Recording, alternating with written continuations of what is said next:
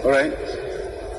Dalam sidang Dewan pada kali ini, setelah mendengar apa yang telah dibentangkan dalam belanjawan baru-baru ini, kita dapati bahawa tidak ada hala tuju untuk cuba mengatasi bukan hanya kemudahan asas yang ada, contohnya air, di mana pihak kerajaan negeri yang bertanggungjawab, dan termasuk bekalan elektrik dan kemudahan-kemudahan yang lain untuk mengatasi masalah rakyat, bukan hanya di bandar, apatah lagi di peringkat luar bandar.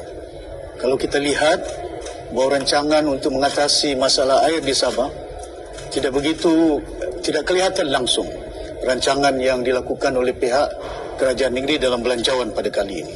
Di samping itu, saya juga telah menyatakan bahawa kebimbangan saya tentang kejadian-kejadian yang berlaku di peringkat negeri Sabah. Daripada dahulu, Jabatan Air Negeri Sabah didapati ada duit 100 juta lebih.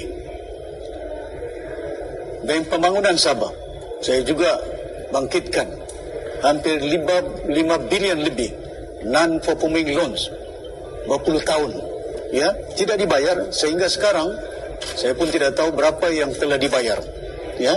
Begitu juga dengan FMU, Forest Management, kayu balak yang ada. Daripada tahun 1996 sehingga 2025, saya bagi satu contoh saja. Itu baru satu contoh saja. FMU yang ada, ya, yang dilakukan oleh syarikat yang dimiliki oleh Albert Lim.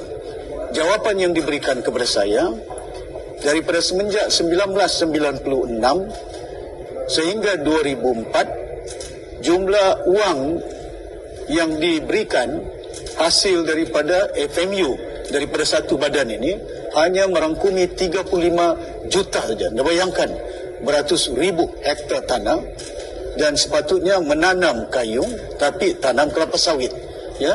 Hasil kelapa sawit pun hanya dalam lingkungan 35 juta. Bayangkan kayu yang telah pun dipotong, ke mana?